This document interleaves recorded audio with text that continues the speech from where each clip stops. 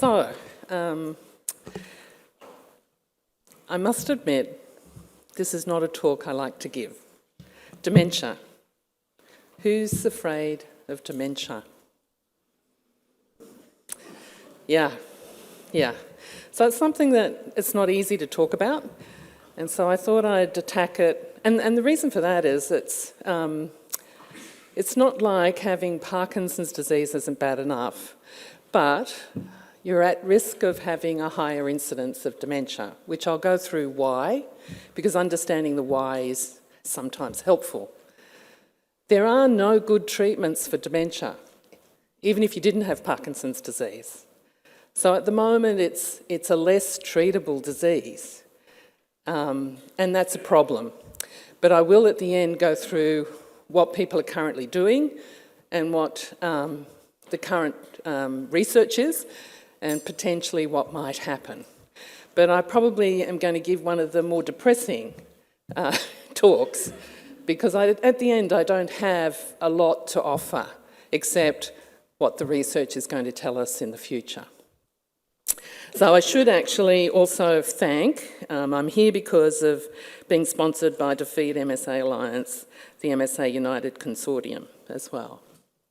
And it's always a pleasure to come to New Zealand. I love coming, so thanks for everyone who invited me.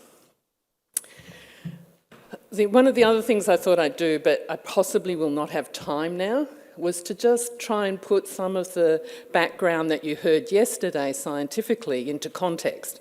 Because to understand what's happening in the brain of a patient with Parkinson's disease and how that might lead to dementia, some of the talks yesterday are very helpful. But I will rush through that so I can get through to the dementia, so I apologise in advance and happy to discuss it more at another time. As you all know, Parkinson's disease is usually not one thing. It's a complex thing.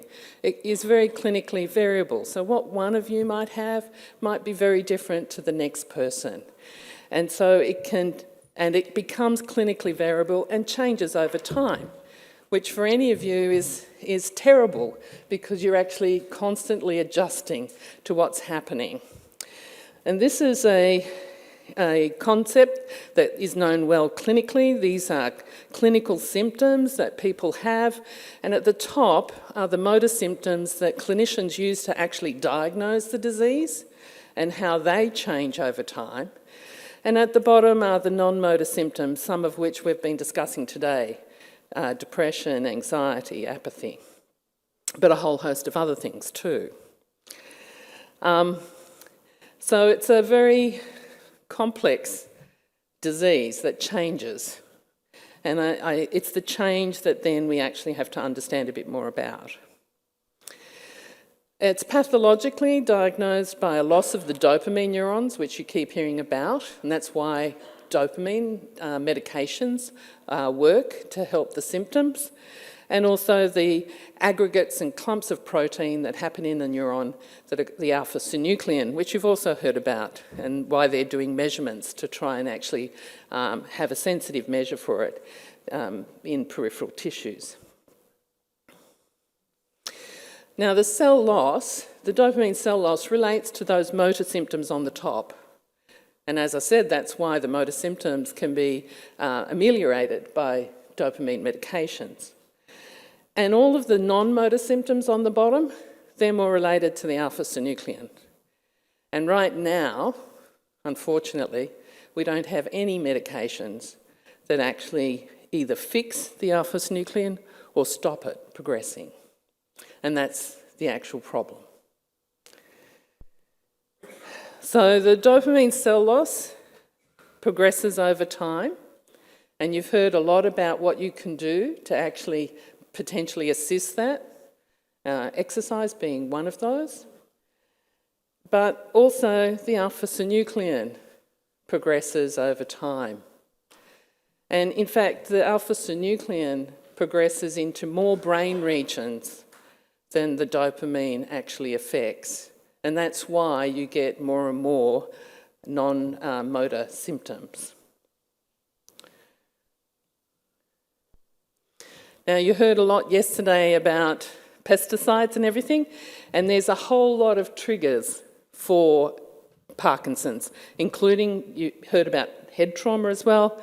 The infections can be a trigger, and even things that might happen with your gut, your microbiome, which potentially might heard of this morning. I missed the session, so I'm not sure. And then there's a whole lot of things that will facilitate the actual at diagnosis and facilitate symptom progression. These include inflammation. They include energy failure. The energy in the brain, in fact in every cell in your body, is affected by the mitochondria, which you've also heard about. And there's genetic variants that actually make a difference. Unfortunately, we're all born with our genes, and these can impact on anything that we do. And then the progression, you heard a little bit about from the genetics yesterday, lysosomes and autophagy, and that has a lot to do with the alpha-synuclein and progression. So these are all, you have triggers, you have facilitators, and you have aggravators that actually make your progression worse. And understanding those things and how you might be able to impact on those can actually be somewhat beneficial. So the alpha-synuclein aggregation is what causes the Lewy pathology, and then some of these other things happen in your dopamine cells, which is your mitochondrial dysfunction and your lysosomal dysfunction, and they're aggravated by inflammation. These are all things you heard about yesterday, and these will cause your neuronal death, and these cause the alpha-synuclein aggregation. So just there are risks, and the reason I wanted to go through these risks again is because I'll go through what the risks of dementia are. Not only are there risks in red that are again bad for dementia, like heavy metals, trauma, toxins, loss of energy, and some of the things you eat and medications, but there are good things that actually are preventative, like exercise. We did hear about smoking, but no one should smoke. Drinking coffee, and unfortunately for both Parkinson's and dementia, getting older is a risk. Having a genetic inheritance. For Parkinson's, being male is a risk. And as we keep hearing, environmental factors and exposures to toxins. So these are all known risks, and if we can help, there's things we can't change: age, our genes, our gender, but there are other things that we can change that can be helpful or not. The genetic causes, and I just wanted to, on this, you saw this graph yesterday, but I wanted to put them so that you understood how they impact on those cellular aspects. That there are the different genes. You can see the pink one, which I have labelled in pink, so for clarity. And you can see how it's a mitochondrial gene, and that will actually affect that mitochondrial pathway. And the ones that are to do with the synuclein are over on the left. Right, my left. And they actually affect the Lewy body formation. So all the genes actually impact on these specific pathways that we know are problematic in the cells. And it's the Lewy body formation, which I keep talking about, that we have no treatment for and is progressive. In people that have the genetic causes of the Lewy bodies, that they have a mutation in the alpha-synuclein gene, which means that it's more likely to clump. They actually have more non-motor symptoms. And some of them can have more non-motor symptoms so bad that their Parkinson's is actually quite low, so that they're much more affected by non-motor symptoms. So the alpha-synuclein itself is actually one of the problem things for those non-motor symptoms. So I'll now come to dementia. I've highlighted in red box underneath where the symptoms potentially lie on this progression. And you'll see that it actually doesn't happen early. And as I said in the initial part, not everyone will actually get all of these symptoms, but it is on the non-motor symptom side of the aspect. It's a term, dementia, that we actually use for several diseases, but I'll tell you what happens in patients with Parkinson's. It affects our memory, our thinking, and our ability to afford to actually do daily tasks. It gets worse over time, progressive, just like Parkinson's. And people with Parkinson's are 4 times more likely to get dementia. And as I said, it's possibly because of that alpha-synuclein deposition progressing through the brain. But not everyone with Parkinson's will become demented. So even though there's a higher number of people who are at risk, not everyone will get dementia. When it does happen, it's in the last aspects of the disease. So there is a diagnostic definition for Parkinson's dementia. It's a decline over at least 6 months in more than one cognitive domain, and it has to affect how you're living in life in your normal circumstances. And you heard about depression and anxiety, and these can often be mistaken for the first signs of dementia. So it's really important to actually treat depression and anxiety so that it doesn't appear that it's actually going to affect daily life. Both the depression and anxiety itself can reduce how you think, and therefore people may misinterpret what's happening. So they're 2 things that are really important to actually deal with. So the reason why the dementia happens late, or even the first signs of cognitive impairment, not dementia, just slightly thinking that you're not remembering things as well. Now, I must tell you, I don't remember things as well. It's a really common symptom. It doesn't necessarily mean anything whatsoever. So it's if you don't remember that you don't remember things very well. Now, that's a problem. But just thinking that you're not remembering things well is something that's to do with busyness and complexity of life, really.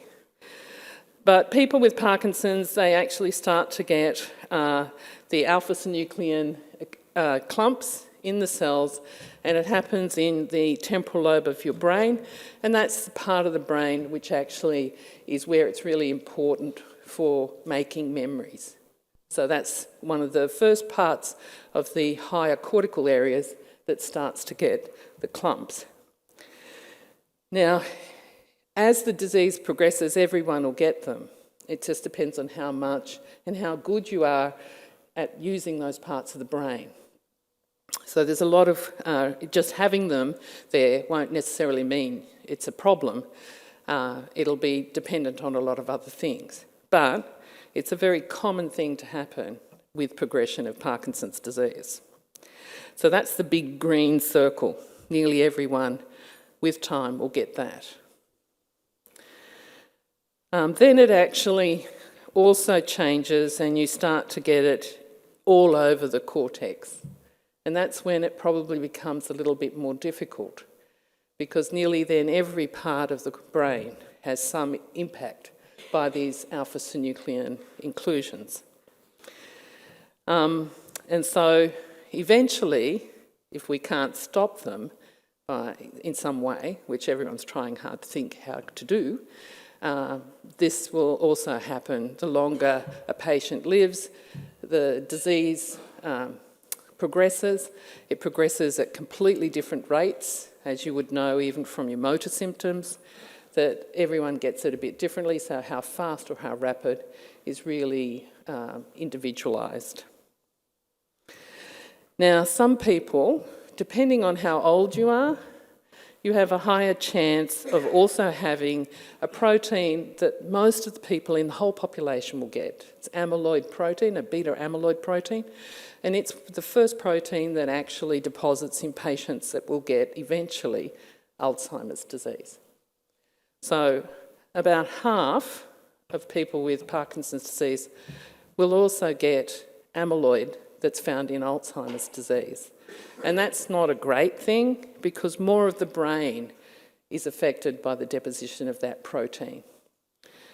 So that's really not a good thing to have, but that can happen. About half of patients as progress will get amyloid, and it is age dependent. So the older you are, the more at risk of having the amyloid. And then about a third eventually will get another protein in their cells, tau, and that's the protein that is diagnostic for Alzheimer's disease. So they don't necessarily get dementia because they have a Parkinson's problem. They get dementia because they get Alzheimer's on top of Parkinson's. Now, as we age, even if you didn't have Parkinson's, a lot of people will get Alzheimer's disease.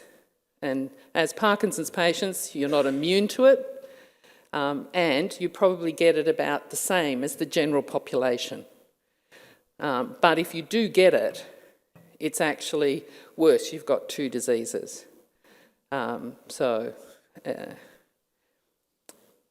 And it does happen. So, what's the risk for dementia? And they're all bad. Sorry. But a lot of them are the same. I don't know if my cartoons are so good, but pollution, head injury, hypertension's in there, which wasn't there before, anxiety and depression, getting old, genes, not exercising is in there. So all of the sort of very similar things. And if we line them up, these are the ones that are really quite significantly overlapping. So the risks for Parkinson's and the risks for dementia are actually quite similar. And so addressing some of these risks can help be a little bit preventative. So exercising instead of not exercising. You can't do anything about getting old or your genes. Studying, using your mind more, treating your depression and anxiety, and not getting head injuries. All of those things will help. You can't change your age, and some of these other factors you probably can't change. So, but there are some things that you can, and they're overlapping risks. And some of the genes are overlapping. These are the genes that are related to dementia in Parkinson's. So if you have abnormalities in these genes, you're more likely to potentially have a more rapid synuclein deposition in the brain. And one of the genes is synuclein, which you probably would expect because it will impact on synuclein. And there's a few other genes. I don't know if you heard the GBA1 gene yesterday, but it's another gene that predisposes to dementia. It affects the, I think you might have heard it, missed it, affects that lysosomal pathway that Justin spoke about, the genetic talk yesterday. Very hard to understand, I know, but it affected that. Then there's genes that link to Alzheimer's disease that actually can predispose to dementia, and some of those are relatively common, like the apolipoprotein E gene. And these genes, the good thing is in knowing these genes, we know what the pathways are that now can be therapeutically targeted. And so that's actually where a lot of research is heading, because we know we need to look at alpha-synuclein, we know we need to look at lysosomes, and we know we need to help the Alzheimer pathologies, so the Alzheimer field, how can they actually fix those pathologies? Because all of those, treating any of those, would also help treat dementia in Parkinson's disease. I won't go through that. The things that have happened, there's now biomarkers for cognitive decline. They're getting better. Most of them can be in clinics, although they may not be definitive. Measuring your brain waves by EEG. Measuring structure of the brain by looking at brain atrophy. Measuring how good the brain is working by looking at energy, the glucose consumption. And there is already using CSF to identify markers of Alzheimer's disease are now already in the clinic. So you can see how much of the proteins that are generally in the population with age that might predispose to Alzheimer's disease, that can be measured already. And of course you heard yesterday about the alpha-synuclein assay. I mean, developing TIERS one here, which is not on my list, but skin, salivary glands, cerebrospinal fluid, blood, all of those can be used to measure alpha-synuclein, which can also make a difference to understanding whether or not alpha-synuclein is actually impacting on dementia. So some of the things that are used for dementia management, and as I said, I hate to say that we don't have fantastic treatments, but treating the comorbidities and those risks that I talked about are really important. So if you aren't doing enough exercise, often you get vascular disease or vascular problems, and so treating hypertension, diabetes, and high lipidemia, which is actually usually people would be put on statins so that you don't get clots in your arteries. Treating any of those will help in treating the risk for dementia and reduce the risk of dementia. Diabetes, sleep apnea gives you an increased risk for dementia, not because you don't sleep as well and you don't get enough oxygen to your brain. And orthostatic hypertension, treating that will also help reduce your risk of dementia. So anything that keeps your brain well perfused, active, and none of those, if you have any of those, treating them will actually decrease risk of dementia.